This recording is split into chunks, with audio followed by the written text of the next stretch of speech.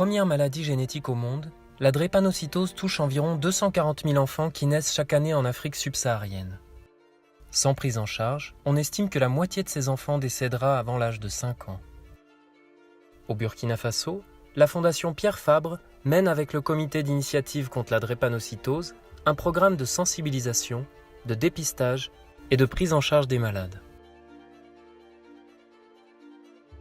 Le message que nous voulons faire passer aujourd'hui, c'est d'abord sensibiliser sur la drépanocytose, amener les populations à mieux connaître la maladie, les inviter à faire le dépistage et également les inviter à faire le suivi médical pour améliorer la qualité de vie du drépanocytaire.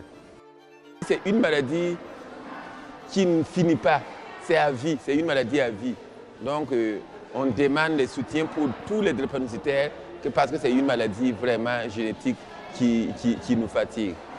Avec l'appui de notre partenaire de la Fondation Pierre Fabre, nous avons réussi à faire le diagnostic néonatal au Burkina.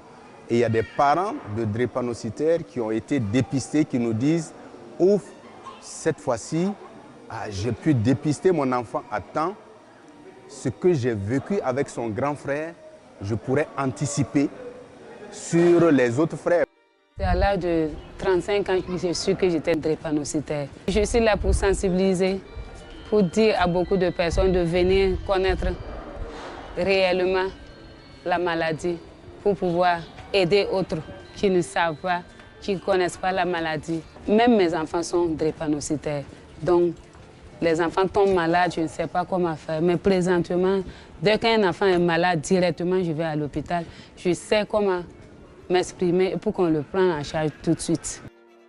Maladie du sang, la drépanocytose provoque des crises vaso-occlusives extrêmement douloureuses, privant d'oxygène et dégradant les organes comme les reins, les yeux ou la rate.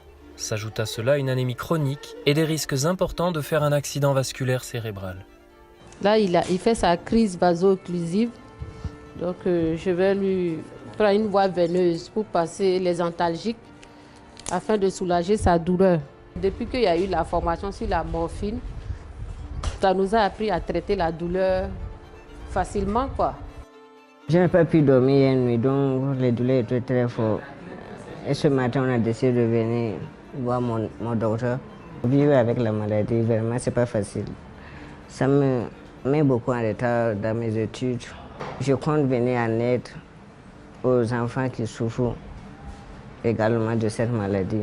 On vit toujours dans l'angoisse. Les crises viennent d'un moment à l'autre, donc tout le temps vous êtes stressé.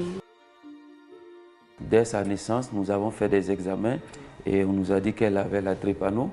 Et vite, on est allé aux soins directement pour commencer à traiter. Donc je pense que ça donne le courage à elle et à nous aussi d'affronter les choses. Ça épuise financièrement. Voilà, c'est vraiment socialement où ça pose le problème. Et si toutefois il y a des complications comme l'ostéonécrose qui survient avec une prise en charge au-delà du million, c'est pas évident. Parce que si le drépanocytaire a les moyens, ça va. Mais la plupart n'ont pas les moyens. Il y a de l'espoir parce que j'ai des drépanocytaires qui ont 54 ans. Ce n'est plus le message d'avant où quand on te dépiste drépanocytaire, tu dois vivre 20 ans. Non, le drépanocytaire peut vivre aujourd'hui, au mieux avec sa pathologie. Il peut même faire des enfants, il peut travailler, mais cela suppose quand même un accompagnement.